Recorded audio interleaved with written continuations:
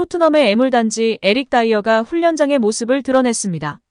축구 소식을 전하는 트위터 채널 풋볼 데일리는 24일 토트넘 훈련장 모습을 공개했는데요. 다이어가 토트넘 훈련장의 모습을 드러내 눈길을 끌었습니다. 표정이 심각한데요. 표정을 찌푸린 채 혼자 중얼중얼하며 훈련장으로 걸어나갑니다. 다이어를 바라보는 엔제 포스테코글루 감독의 마음도 좋지 않아 보이네요. 심각한 표정으로 종이에 무언가를 적고 있습니다. 다이어는 한때 토트넘의 주축 선수였지만 지금은 방출을 기다리는 신세로 전락했습니다. 포스테코글루 감독 구상에서도 완전히 제외됐는데요. 지난 프리미어리그 개막전과 2라운드 모두 명단 제외돼 경기에 나서지 못했습니다. 다이어는 지난 2014년부터 지금까지 토트넘에서 9시즌을 소화하며 361경기를 뛰었습니다. 매 시즌 주축 수비수로 활약했지만 지난 시즌부터 상황이 달라졌습니다. 엉성한 수비력과 중요한 순간마다 실수를 저지르며 팬들의 원성을 샀습니다.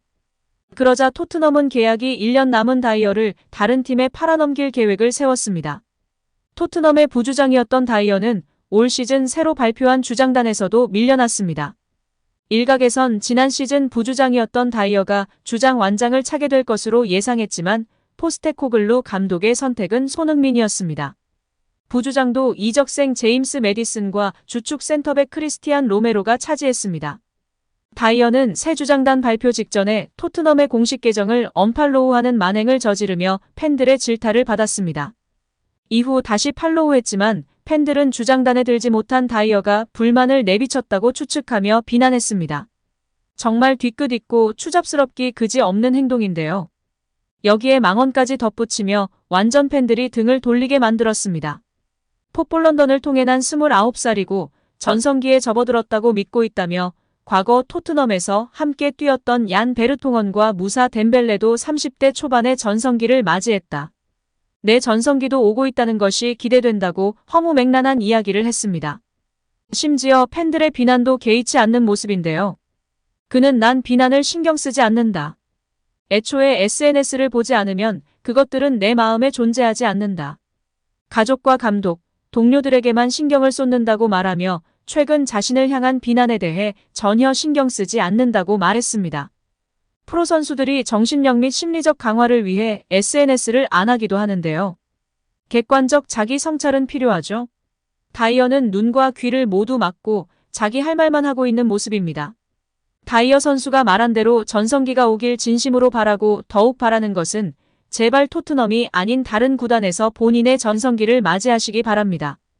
이번 포스테코글루 감독이 완전히 명단 제외를 하는 등 강경하게 대처하고 있어 너무나 마음에 듭니다. 심지어 레비 회장에서 선수단의 3명은 반드시 처분해야 한다고 요청했다고 하는데요. 여러분들이 예상하시는 그 3명이 맞습니다. 산체스와 다이어, 탄강가를 반드시 처분해야 하고 이후 대체자 3명을 영입해줄 것을 요청했다고 합니다. 풋볼 런던에 따르면 영입 요청 3명은 토리노에서 뛰는 페르 슈루스와 유벤투스의 글레이송 브레메르, 풀럼의 토신 아다라비오요입니다. 슈루스는 현재 아스널과 리버풀의 관심을 받고 있고 브레메르는 유벤투스에서 안정적인 생활을 하고 있는 만큼 EPL에 새롭게 도전하는 것보다는 현재 팀에 남고 싶어하는 것으로 알려져 있습니다. 아다라비오요는 토트넘이 가장 영입을 원하는 선수인데요. 신장 196의 장신이고 발밑이 괜찮다는 평가를 받는 선수입니다. 다만 아다라비오요 측은 1군 출전 기회를 우선시하고 있으며 AS 모나코가 토트넘보다 더 좋은 조건을 제시하며 영입을 추진 중인 것으로 전해지고 있는 상황입니다. 일단 무조건 다이어, 산체스, 탄강가를 전력외로 분류하여 강하게 이적을 추진하고 있다고 하니 다행스러운 상황인 것 같습니다. 많은 현지 매체에서 포스테코글루가 제대로 된 주장을 선임했다고 칭찬하고 있으며 특히 토트넘 역사상 최초로 잉글랜드 국적이 아니고 비유럽 선수의 주장인 점에 또 한 번 기록에 남겼습니다. 계속해서 토트넘의 역사를 쓰고 있는 손흥민 선수인데요. 이제는 캡틴 손으로 토트넘을 어떻게 이끌지 많은 팬들의 관심을 받고 있습니다. 다음 경기 본머스전을 앞두고 있는데요. 본머스전에서도 승점 3점을 가져와야 하며 손흥민 선수의 활약이 매우 중요할 것 같습니다. 부진한 모습을 보이고 있는 히샬리송 대신 손흥민을 최전방에 두고 몸으로 싸워주기보다는 리턴해주고 뒷공간을 향해 뛰어 들어갈 수 있는 전진형 스트라이커 롤을 충분히 활용하길 원하는데요.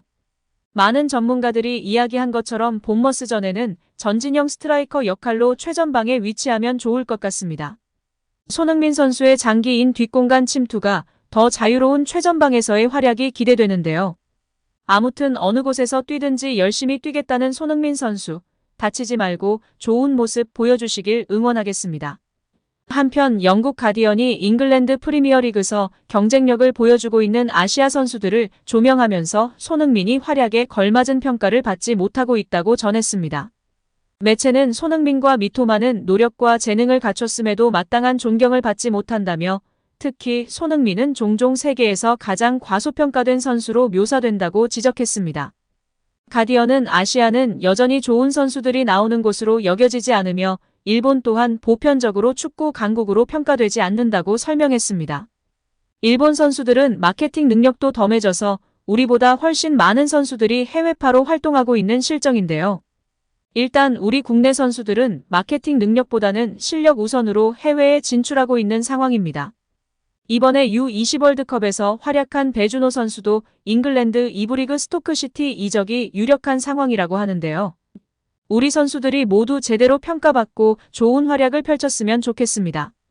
특히 이번에 첼시에 이적한 카세이도는 만약 아시아인이었다면 1944억 원의 이적료가 나왔을까 싶습니다.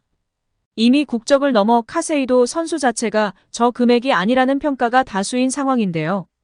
아무튼 우리 손흥민 선수가 이번에 팀의 주장으로 제대로 멋진 모습을 보여줘서 다시금 제대로 된 평가를 받았으면 좋겠습니다.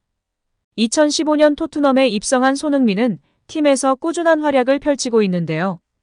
EPL 통산 270경기에 나가 103골을 기록 중인 상황입니다.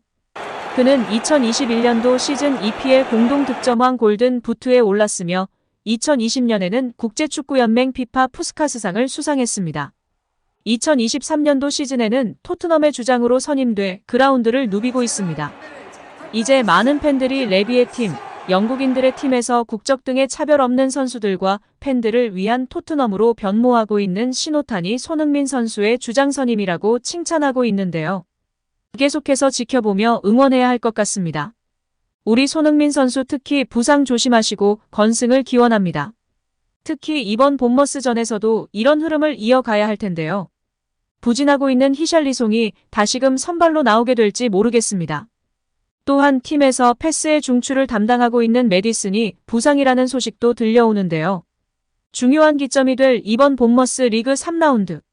우리 손흥민 선수를 기점으로 공격이 풀리고 최전방에 출전해서 더욱 뒷공간을 잘 노렸으면 하는 바람입니다. 본머스전 승리도 기원합니다. 오늘도 시청해주셔서 감사합니다. 늘 건강하시고 더 좋은 영상으로 찾아뵙겠습니다. 구독과 좋아요도 잊지 마시고 부탁드립니다. 감사합니다.